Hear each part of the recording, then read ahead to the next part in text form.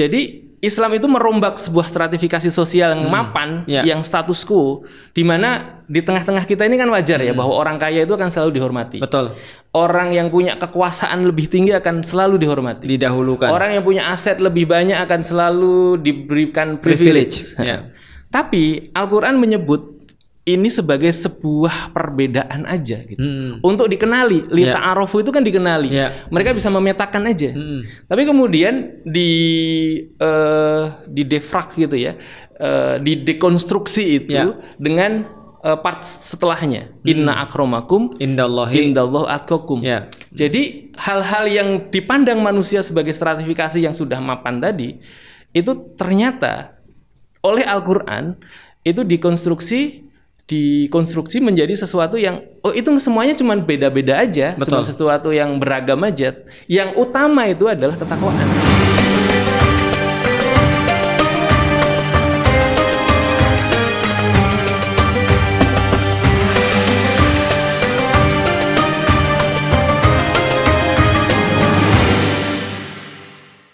Assalamualaikum warahmatullahi wabarakatuh. Waalaikumsalam warahmatullahi Akhirnya wabarakatuh. Ketua Yuk Ngaji datang di sini. Iya, akhirnya nih. Udah umur berapa, Mas? Umur apa nih? Umur Yuk Ngaji. Umur hidup antum. Sekarang berapa? Ini 2025. 2025. Berarti 45 ya? 44. Oh, berarti double 4 ya. Tapi masih kayak 43 ya. Enggak, antum kayak 48 ya itu, Mas. Di usia yang sudah menua ini, Mas, antum merasa gimana, Mas? Di Yuk Ngaji di usia 44 tahun. Antum masih menganggap antum anak muda atau sudah beranjak dewasa? Beranjak tua, Mas. Aku mulai nggak relate dengan kondisi sekarang sih. Tapi antum paling relate loh pas disconnect. Oh ya. Karena aku nanya Ayah gitu kan ya, siapa yang paling kamu suka? Aku pikirku dia akan bilang Fuad Naim. Ternyata Mas Husen katanya. Wah, itu dia jujur kan? Dia jujur. Tapi kira-kira gimana sih, Mas? Kan kita kan mulai Yuk Ngaji ini kan dari 2015. 2015. Mas, ya? Berarti udah 10 tahun. 10 tahun kan maksudnya kan udah kita 2 periode. Dan kalau benar 2 periode. Dan kalau aku ngelihat apa ya? Ngelihat foto-foto kita zaman dulu kan kita kayak muda banget ya, Mas. Bener. Ya? Kalau aku lihat kayak aku nggak menua. Aku yakin ya kalau foto aku ditampilin ya 2015 sama sekarang orang bilang kok Felix Xiao abadi sih gitu kayak. Tapi kalau antum tuh berubah banget loh, Mas. Apa ya? Silahkan di komen. Apalagi Mas Cahyo. Oh, Mas Cahyo ya. Mas Cahyo kelihatan berubah banget. Orang menduga Mas Cahyo itu lebih tua dari aku. Iya benar. Jelas, itu jelas. Padahal yang paling tua di antara kita adalah Mas Hidayat. Iya. Tapi orang nggak tahu baru gitu kan aku. ya. Tapi antum selama 10 tahun di Yuk Ngaji ini merasa ada nggak sih yang sudah kita lakukan dan itu kayak apa ya, kayak mengubah gitu? Maksudnya gini, lebih kepada gini. Dulu pas kita buat Yuk Ngaji kan kita punya satu cita-cita ya. Nah menurut antum itu minimal mendekati nggak sih sebenarnya? Ya justru menurutku melebihi ekspektasi sih. Misalnya apa, Mas? Karena dulu awal kan kita kayak sebenarnya bukan melihat ini sebagai sesuatu yang serius ya.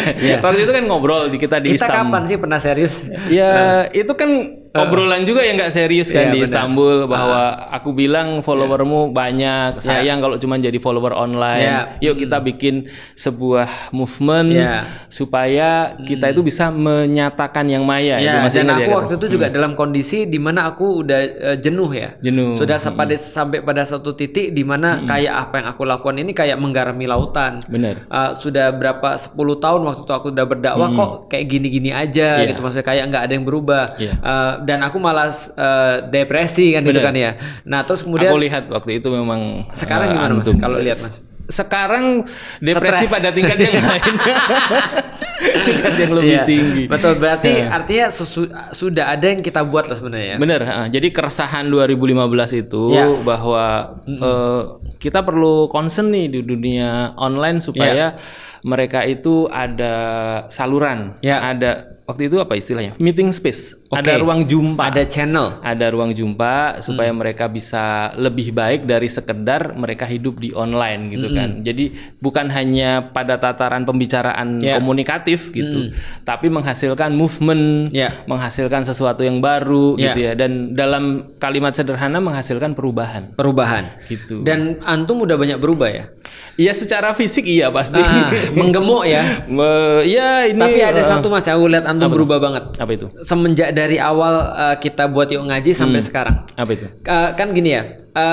aku tuh melihat antum dari kampus selalu menjadi tokoh intelektual, ya kan ya. Artinya antum selalu ngomong sesuatu yang rumit gitu bagiku. Bener. Kan antum juga apa waktu KPM ya? KPM ya, kemudian sosiologi, komunikasi pengembangan masyarakat lah ya. Dan antum pernah menyalonkan jadi BEM Faperta ya. Dan antum selalu menjadi tokoh intelektual. Tapi aku selalu melihat antum tuh ketika ngomong di depan umum tuh selalu tidak nyantai. Tapi ketika antum di ngaji di awal-awal ketika kalau ada orang mau lihat ya video-video ngaji ya, itu antum ngomong tuh kayak kayak sesuatu yang nggak biasa gitu maksudnya. Apa lebih bercanda, lebih cair atau lebih? Nah sekarang tuh kayak lebih fluent gitu lebih maksudnya. Fluent. Nah jadi komunikasinya berarti kan berubah gitu kan ya. Nah antum ketika melihat itu dan ketika membandingkan dengan masa lalu, sebenarnya memang kita udah benar-benar berubah atau enggak sih sebenarnya? Atau sebenarnya kita berubah jadi nggak relate sama orang? Atau gimana sih? Jadi ini dua hal yang variabel sebenarnya. Lingkungan eksternal kita berubah tentu. Terus kita karena nggak mungkin nggak berubah kan? Bener.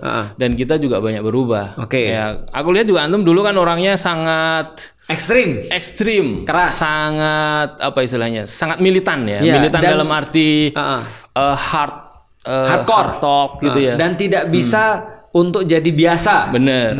Sekarang kan lebih bisa fluid, bisa chip in dengan banyak hal. Nah itulah perubahan-perubahan. Nah itulah sebenarnya yang aku mau obrolin perubahan di hari ini tentang perubahan. Kaitannya dengan tema kita ini kan. Reconnect with Quran. Karena kalau ada orang sudah terkoneksi dengan Al-Quran, dia pasti berubah. Karena Al-Quran sendiri itu adalah sumber perubahan. Gimana nih mas ceritanya mas? Jadi aku kalau lihat memang Al-Quran sebagai sumber perubahan. Itu pertama merubah orang ketika dia kenal Al-Quran, dan yang kedua dia akan merubah aras yang lebih tinggi gitu, ya peradaban, masyarakat dan lain-lain gitu. Dan kalau aku lihat ya teks-teks dalam Al-Quran itu kan memang bukan bersifat konsumtif statis ya. Maksudnya bukan bersifat kita makan kemudian selesai buat diri kita. Misalnya kalau kita baca nih surat yang biasa dibaca untuk menjelaskan Palestina itu kan surat At-Tin ya. Menjelaskan orang-orang yang terzolimi lah ya. Itu disensor loh mas. Watini wazaitun waturi sinin wahadal baladin amin laqad khalaqnal insana fi ahsani taqwim summa radadnahu asfala safilin illal ladzina amanu wa amilus sholih. Jadi iman kemudian beramal soleh. Ada impact. Jadi dalam pandangan ini kemudian kita bisa melihat bahwa Al-Quran ini tidak hanya berbicara tentang sesuatu yang dikonsumsi selesai, tapi merupakan sumber orang itu berubah. Prekursor. Jadi agamanya itu kemudian bukan agama statis, tapi agama yang transformatif, gitu. Dan itu kemudian membuat perubahan-perubahan ikutan berikutnya, gitu. Jadi kalau sesuatu sudah terinstal Islam, maka dia berubah, dan perubahannya itu tidak hanya perubahan yang biasa, tapi perubahan yang luar biasa. Itu aku lihat di titik itu sih. Berarti sebenarnya gini mas, kalau antum bilang kan gini, Al-Quran itu adalah memberikan sebuah tidak hanya statis, tapi dia menjadikan orang-orang yang baca Quran itu adalah dia bertransformasi dan juga mentransformasi. Pertanyaannya gini mas, kalau andaikan apakah perubahan itu harus dengan Quran? Karena kan banyak yang berubah tapi nggak pakai Al-Quran sebelumnya. Itu yang waktu itu 10 tahun yang lalu kita pikirkan. Jadi Al-Quran ini itu kan di tengah-tengah masyarakat banyak. Kalau kita bilang tadabbur itu ada 5 itu minimal ya. Ada dibaca, dihafalkan, kemudian didalami, dipelajari, kemudian diamalkan dan diajarkan. Itu relatif sifatnya itu lebih kayak tadi konsumtif. Ritual. Makanya yuk ngaji itu sebenarnya secara prinsip di awal dulu itu kita ingin menghadirkan bahwa jadi Reconnect with Quran ini sebenarnya yuk ngaji banget ya. Yuk ngaji itu memang fokusnya sebenarnya Quran. Tapi bagaimana mendelivery itu nilai-nilainya. Mendelivery itu nilai-nilainya tidak sekedar dia sebagai sesuatu yang memuaskan individu. tidak sesuatu yang menenangkan hati, tapi juga itu tadi dia mampu menjadi faktor perubahan di tengah-tengah masyarakat. Nah, di titik itulah pentingnya bahwa ini tadi Al-Qur'an itu bisa membuat perubahan. Oh, berarti dalam gini konteks yuk ngaji. Ya. Berarti kalau aku simpulkan gini, sebenarnya perubahan itu bisa terjadi walaupun tanpa Quran. Sebenarnya. Iya. Pada peradaban yang lain misalnya. Hanya saja kita nggak tahu nih perubahan yang dihasilkan tuh value-nya apa. Nah, benar. Di situ kan ada banyak, misalnya teori-teori perubahan tuh kan misalnya Alan Turing, John Hennigan itu bilang perubahan tuh 4 tuh levelnya. Ada kultural. Ada ya di atasnya tuh reformasi. Yang di atasnya tuh revolusi. Yang di atasnya paling atas tuh namanya liberasi atau pembebasan gitu. Nah, bedanya adalah kalau kultural itu perubahan tata nilai, perubahan budaya. Cuma gitu. Value-value kecil aja ya. Value-value yang dirasa menjadi sebuah kebenaran gitu ya. Kalau di Indonesia dulu pernah ada revolusi mental. Itu sebenarnya dia adalah perubahan kultural. Ya, berarti perubahan kultural. Iya, jadi dari orang malas menjadi giat bekerja, dari orang yang suka bohong menjadi orang yang jujur. Itu revolusi mental. Di atasnya adalah reformasi. Reformasi itu dia menganggap segala sesuatu ini udah baik-baik saja. Tinggal orangnya diganti yang lebih baik. Makanya kalau kita bicara misalnya reformasi 98 itu kan memang ada perubahan, tapi ganti orang kan. Nah, gitu. Nah, di atas itu ada namanya revolusi. Revolusi itu adalah perubahan besar mendasar dalam konteks sistem yang itu dibiarkan menjadi perubahan yang sifatnya itu dialektik. Jadi yang penting berubah, nanti akan muncul tesa baru atau hipotesa baru untuk menghasilkan sesuatu yang baru yang diharapkan itu lebih baik dari sebelumnya. Nggak ada ide tujuan. Bener. Nah, liberasi atau liberation atau pembebasan kalau bahasa kita ya, itu adalah perubahan fundamental, perubahan menyeluruh, mendasar, mendalam. Tapi ada visi yang dibawa nih.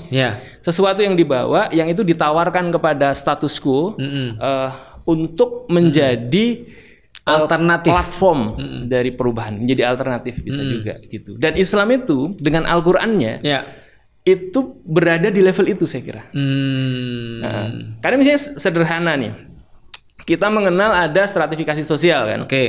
Ada ya kalau di dalam banyak sistem budaya kan ada misalnya ada yang menjadi lapisan bawah, lapisan atas, kemudian elit gitu ya. Kalau kata Opung kelas-kelas. Kalangan borjuis gitu ya. Itu stratifikasi yang macam-macam di kasta juga ada seperti itu. Nah, itu kan status quo atas stratifikasi sosial. Nah, Islam itu hadir misalnya dengan surat Al-Hujurat ayat 13 itu ya.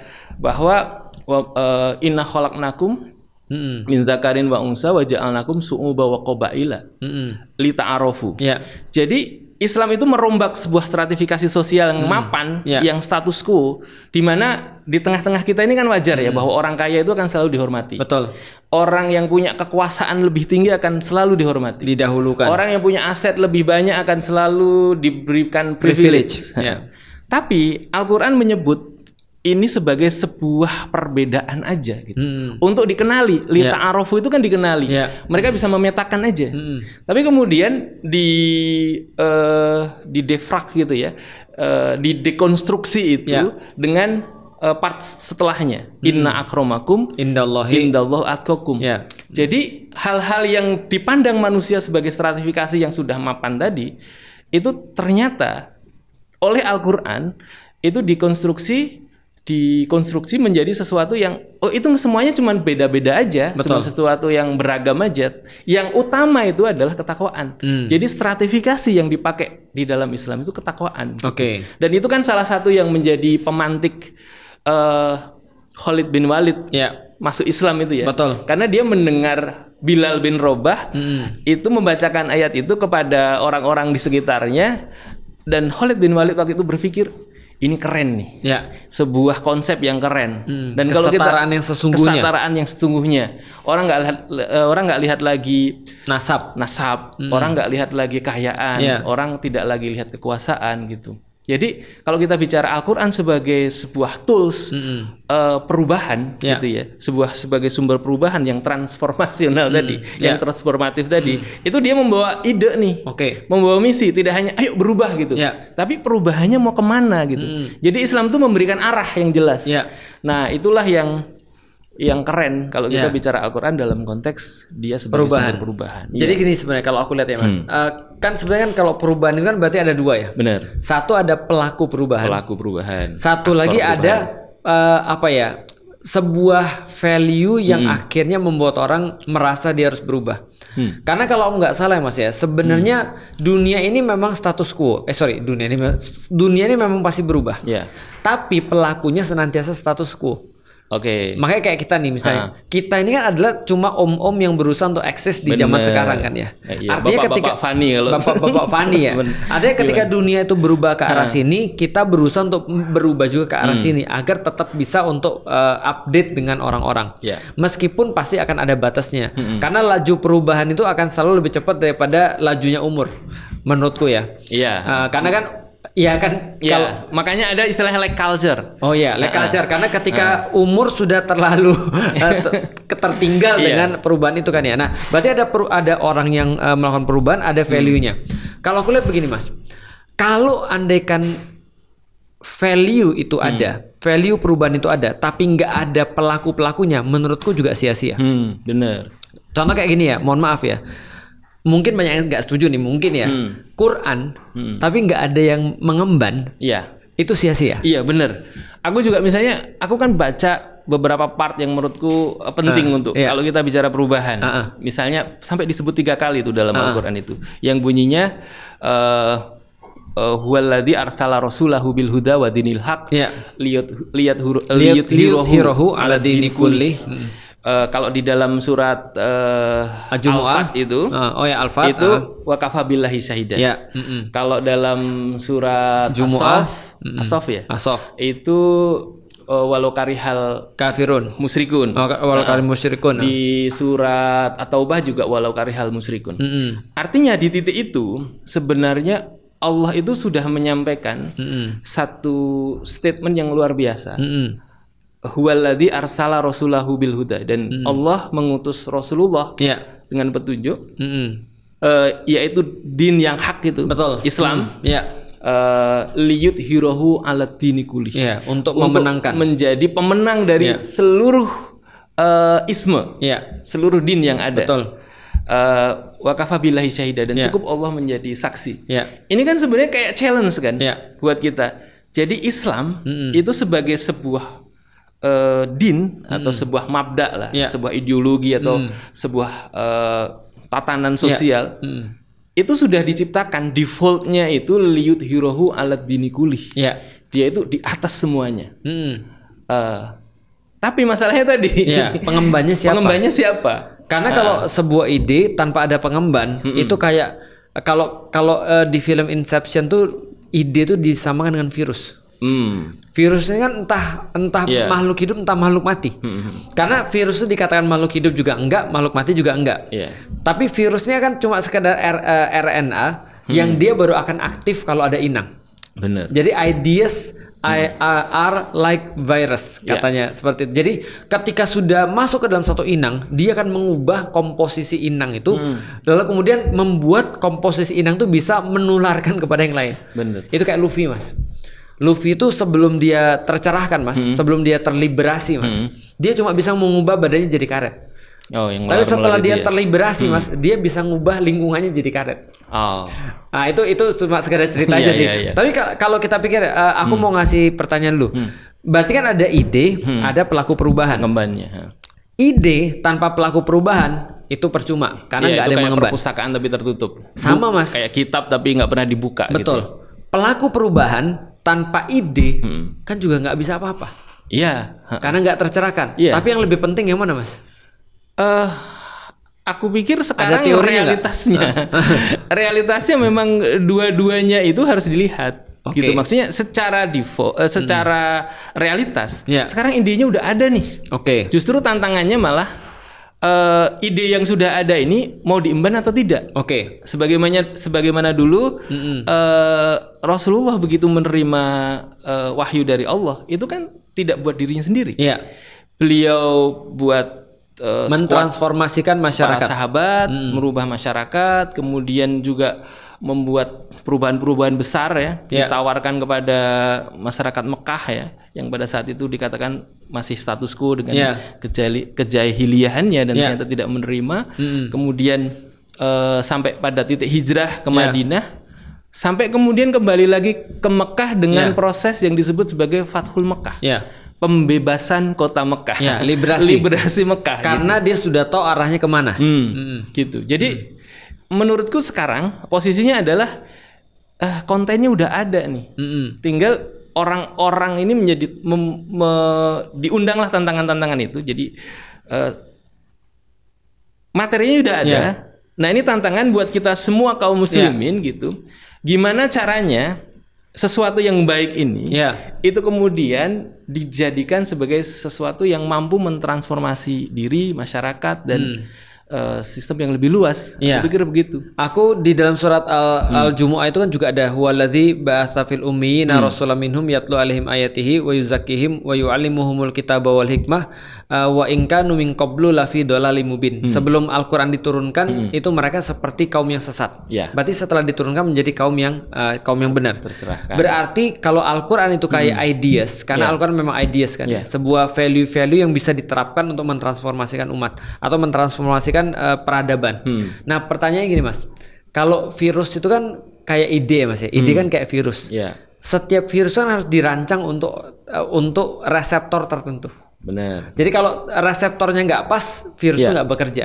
Nah, kalau kita udah tahu bahwasanya Quran itu adalah ide yang sangat ngeri, ketika diemban oleh manusia, dia bisa mentransformasikan manusianya sendiri yang mengemban dan bisa mentransformasikan peradaban di sekeliling dia. Nah, apa yang menjadi prasyarat orang itu untuk bisa dapat ide Quran? Pertama, ya dia harus beriman dong. Beriman. Beriman dulu pada Al-Quran. Oke. Sebelum beriman dia harus berpikir. Berpikir, beriman. Sebelum berpikir. Sebelum berpikir dia harus open mind ya. Membuka pikirannya secara ikhlas, secara terbuka, membandingkan segala sesuatu. Untuk mencari kebenaran yang hakiki. Nah, kemudian kan ketemu nih keimanan ya. Betul. Keimanan yang produktif. Keimanan yang kemudian dari titik itulah dia mau belajar. Jadi challenge pertama adalah ketika orang beriman, dia harus membuka dirinya untuk mau belajar, mengembangkan wawasan seluas-luasnya. Dan tidak alergi dengan perubahan. Nah, berarti pertama mungkin kalau aku lihat gini, dia harus curious. Dia harus defaultnya manusia memang curious ya. Setelah dia curious, dia mau untuk belajar. Setelah belajar dia jadi beriman. Setelah dia beriman kepada Al-Quran, baru ada syarat kedua selain curious. Dia mungkin peduli ya. Dia peduli. Artinya dia mengetahui bahwa kondisi ini tidak ideal. Setelah tidak ideal dia baru mau untuk mengubah. Karena itu ada di dalam Al-Quran. Dan itu kayaknya yang dilakukan oleh Rasulullah. Karena kalau kita lihat banyak sekali teks-teks di dalam Islam itu. Misalnya hadis yang diriwayatkan oleh Bukhari ya. Khairukum man ta'alamal Qur'an wa 'allamahu. Jadi dia belajar kemudian mengajarkan. Kayak virus, dapat virusnya dan kemudian menyebarkan. Dan aku pikir karakter-karakter generasi-generasi pada masa keemasan Islam itu punya karakter itu. Jadi itu tadi aku ngelihat dia punya kepedulian. Begitu dia sudah memahami, dia punya kepedulian, menyebarkan dan punya concern untuk memperbaiki. Nah, jadi itu dua hal yang menurut saya penting juga. Berarti kalau ada orang yang cuma belajar Quran, aku simpulin dari obrolan kita ini kan keren banget ya. Jadi kalau ide itu seperti virus, maka dia nature-nya adalah menyebarkan. Berarti kalau ada orang cuma belajar Quran dan cuma dicukupkan untuk dirinya sendiri, kita belum tahu itu virus yang mana yang masuk tuh. Itu harus dilanjutkan lagi. Dia diagnosis, kira-kira karakternya kayak apa. Kemudian kalau dia yakini bahwa ini sebuah kebaikan, kebenaran, diperjuangkan dong, dijalankan dong, di-share gitu. Kalau kita lihat kan generasi-generasi keemasan itu kan begitu ya. Islam tuh menyebar dari titik Madinah, kemudian sampai Mekah, Jazirah Arab pada masa Rasulullah, kemudian masa Umayyah, itu menyebar sampai ke Eropa kan, ke Spanyol ya, lewat Tariq bin Ziyad, kemudian ke kanan lewat Qutaibah bin Muslim sampai ke Asia Tengah ya, Uzbekistan ke bawah sampai Muhammad bin Qasim Al-Thaqafi sampai India. Itu kan karena dia tidak sekedar mencukupkan pada dirinya, dan bahkan kalau cerita Abu Ayyub, nggak tahu kalau One Piece. Kalau One Piece apa tuh? One Piece tadi Mas, dia mengubah dirinya, setelah itu mengubah lingkungan. Abu Ayyub juga sama sampai ke Konstantinopel. Nah itu, jadi dia lahir di Madinah, di situasi yang mungkin orang bilang ngapain lagi nih? Madinah itu sudah satu tempat yang diberkahi. Kita kalau umroh aja, kalau mau ngikutin hati, mendingan di Madinah tinggal. Lebih tenang ya, mungkin lebih kayak suasananya itu. Iya betul. Tapi akhirnya memang aku kalau udah umroh Mas ya, di satu titik aku bilang gini sama istriku, ya kita jangan lebih daripada 9 hari deh. Udah 9 hari udah cukup lah. Kenapa? Karena kalau lebih lagi aku merasa feeling guilty. Aku merasa bersalah. Kenapa merasa bersalah? Karena aku kayak ninggalin ninggalin pos dan ninggalin pesannya Rasulullah. Jadi kalau Rasul nyuruh kita untuk nyebarin kan ya. Apa yang kamu dapat nih bagus nggak? Bagus. Kalau bagus kenapa kamu nggak nyebarin gitu maksudnya. Nah para sahabat kan juga sama kan ya. Nggak ada yang betah di Madinah karena ingat tentang amanahnya Rasulullah. Bener. Kayak tadi itu ya. Dari Madinah ke Konstantinopel, Abu Ayyub Al-Ansori. Kalau Muhammad bin Qasim As-Saqafi yang menaklukkan, mengislamkan, menfutuhat India itu kan dari Taif karena Bani Saqif kan. Dan banyak pahlawan Muslim yang memang dia sudah dari titik yang sudah ideal gitu ya, dari Madinah dia dimakamkannya di mana. Tapi lucunya juga aku pernah mikir gini. Tapi memang lucunya dan hebatnya Islam itu ya, Quran itu ya. Ketika dia ngubah orang, dia benar-benar ngubah orang jadi satu karakter tertentu. Nah, bukan lagi seperti contoh kayak gini jadi otentik gitu ya. Otentik dia. Contoh kayak gini ya. Romawi menaklukkan wilayah Mesir misalnya. Ya tetap mereka orang Mesir. Romawi menaklukkan Yunani. Sampai sekarang ya Yunani tetap merasa beda dengan Romawi. Tapi begitu Quran itu kemudian dibawa kepada Persia, maka mereka merasa bahwasanya mereka lah orang paling Islami. Bener. Dan ketika masuk ke Utsmani, dia merasa dia yang paling Islami. Keren ya. Ada satu quote yang menurutku menarik ya. Dan itu dua-duanya menyebutkan itu, Salahuddin Al-Ayyubi dan Muhammad Al-Fatih. Bahwa ketika kita memfutuhat satu tempat, itu tidak sedang menguasai tempat itu, tidak sedang menaklukkan land, tidak sedang menaklukkan wilayah, tapi menaklukkan hati dan jiwa. Betul. Dan itu aku pikir sesuatu yang memang penyebaran Islam itu kayak gitu. Oh, aku tahu. Berarti aku dapat lagi satu beda antara istikmar dan futuhat. Penjajahan sama itu fisik. Pembebasan. Penjajahan itu selalu tentang fisik. Pembebasan itu selalu tentang hati. Benar. Tentang mental. Berarti sebenarnya yang dilakukan oleh Al-Quran itu adalah dia itu memenangkan hati manusia. Benar. Karena dia memenangkan hati manusia, dia dapat land-nya. Benar. Maka ketika membebaskan Mesir, orang Mesir jadi orang Arab dalam tanda kutip. Jadi orang Muslim yang Mesir. Waktu itu dikatakan peradaban Arab kan. Sebenarnya jadi orang Muslim sebenarnya. Aku jadi merinding nih.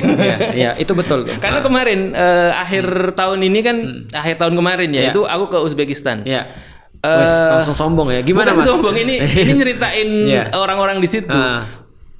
Setelah mereka masuk Islam ya di tahun 700-an awal. Betul. Dan itu masuk Islamnya juga menarik sekali di era Qutaibah bin Muslim tadi. Itu kemudian di tahun 1900 awal atau 1800-an akhir, mereka dijajah sama Uni Soviet.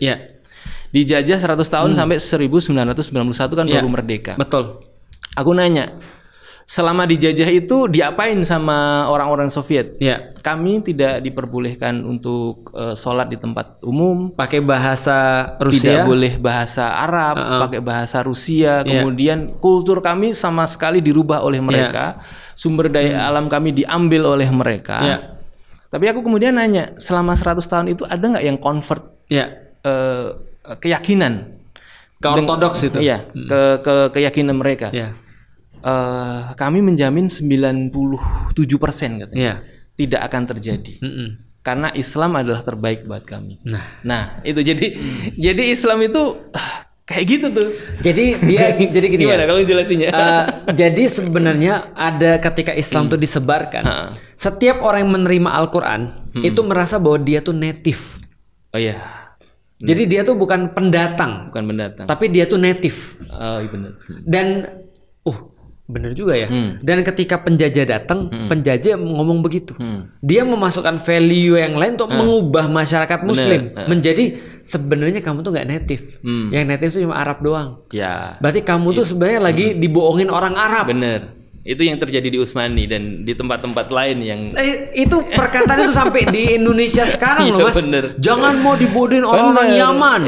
Jangan mau dibodohin orang-orang Arab gitu kan ya. Itu teriakan-teriakannya semua teriakan asobia semua. Padahal Quran dulu ketika diantarkan ke Indonesia, Indonesia langsung merasa native Islam. Sampai-sampai ya mungkin zaman dulu ya, saking native Islamnya kami itu keturunan Rasulullah. Gitu kan. Misalnya kalau kan di Indonesia ada tuh yang mengklaim sampai kalau nggak salah ada beberapa kaum yang sampai kami keturunan Nabi ini. Jadi dia merasa punya ikatan gitu loh. Saking dia dekatnya dengan itu. Iya. Dan itu dan Klaten itu adalah tempat Nabi Sulaiman. Sampai gitu. Ya itu mungkin karena merasa sangat dekat itu ya. Aku menyimpulkan ya dari perubahan ibu kota aja ya. Ya. Oh betul. Dulu Islam itu kan berdiri di Madinah. Kemudian masa akhir kan pindah ke Kufah sebentar ya. Masanya Ali. Kemudian pindah ke Damaskus, masanya Muawiyah. Jadi daerah yang di Futuhat itu menjadi sentral dari pemerintahan. Betul. Artinya secara peradaban maju dong. Gitu. Dimungkinkan bagi dimungkinkan bagi tempat-tempat yang baru untuk menerima Al-Quran itu untuk menjadi pusat peradaban. Benar. Yang itu mustahil terjadi ketika di zamannya Romawi yang dengan penjajahannya. Iya. Di Romawi itu nggak terjadi. Bahkan di hari ini ya kalau kita bicara penjajahan Amerika dan Cina katakanlah betul. dia tetap sentralnya di situ. Kolonialisasinya itu negara-negara periferi itu sebagai feeder untuk naik ke atas. Tapi kalau kita lihat sejarah ya. Begitu Islam menyebar sampai Damaskus menjadi pusat peradaban. Begitu menyebar ke Baghdad, ke Persia, Baghdad menjadi pusat peradaban. Begitu peradabannya sampai ke Eropa di Konstantinopel, itu menjadi pusat peradaban. Betul. Dan maju luar biasa. Artinya tidak ada apa istilahnya tadi ya? Tidak ada barrier bahwa dia harus dari sesuatu yang awal. Karena ketika orang dibebaskan itu kan beda dengan dijajah ya. Jadi dibebaskan malah mereka menjadi orang yang tertinggi dari struktur pemerintahannya. Itu kan menarik. Dan itu keren ya Al-Qur'an ketika ketika orang megang Al-Qur'an, dia merasa bahwa dia native. Karena dari awal, dari awal ide Al-Quran tidak pernah berdasarkan kecuali ketakwaan. Yang antum sebutin tadi ya, ada banyak manusia diciptakan semua untuk bertaaruf, dan yang paling yang paling mulia di antara kalian adalah yang paling bertakwa. Maka yang dinilai adalah bertakwa. Maka bukan asalnya dari mana. Begitu orang sudah bertakwa, dia bilang saya adalah Muslim. Aku tuh dulu waktu haji itu kan di Jabal Rahmah itu itu kan suasananya sangat syahdu, ramai sekali dan sangat random, dari berbagai macam suku bangsa ada di situ. Dan modal aku cuma satu, assalamualaikum. Mereka langsung akrab. Mereka nggak jawab piye kabare. Mereka jawab waalaikumsalam dan langsung kayak akrab gitu. Jadi brother. Jadi selain membebaskan tadi, dia punya satu SOP yang sama. Mengikat. Gitu. Katakanlah kayak kalau ada pertanyaan dari salah satu orang yang dulu pernah diskusi dengan Islam, diskusi dengan kita tentang Islam. Jadi gimana sih Islam itu bisa ngatur persatuan? Sedangkan orangnya itu berubah-ubah. Terus aku bilang orang tawaf di Ka'bah, ada yang sa'i, ada yang lagi belanja di mall, segala macam. Ada yang di hotel. Ada yang di hotel, ada yang masih ada di jalan. Itu kalau konser aja, konser ya, ini ada konser di titik itu. Ada orang lagi crowded di mana-mana. Itu kira-kira untuk mengumpulkan orang-orang yang tadi menjadi rapih itu butuh berapa menit? Oh, bukan berapa menit, berapa hari, Mas? Berapa hari gitu. Ya mungkin bisa 1 jam, 2 jam. Kalau di dalam Islam itu hanya butuh waktu kira-kira 3 menit. 2-3 menit. Atau 30 detik malah. Ya, jadi begitu takbir itu ya, takbir azan itu, orang sudah pada safnya masing-masing. Gitu. Jadi pertama membebaskan. Yang kedua, yang paling penting setelah dia bebas itu menyatukan. Dan itu adalah hal yang sangat penting yang sekarang ini mungkin di beberapa hal itu hilang terlihat dari kita. Dan yang setelah membebaskan, menyatukan, menggerakkan. Tadi kan harus transformatif. Betul. Karena Islam itu kan sebenarnya anti penjajahan kalau kita lihat. Benar. Misalnya sekarang nih ya. Karena Islam sudah diperbudak oleh Allah. Muslim sudah diperbudak oleh Allah. Karena itu menolak segala macam perbudakan selain perbudakan pada Allah. Iya. Jadi menghilangkan semua perbudakan pada makhluk dan hanya mengabdi kepada Kholik. Hanya menjadi budaknya Kholik. Cukup itu aja. Karena tidak bisa satu budak ada 2 master.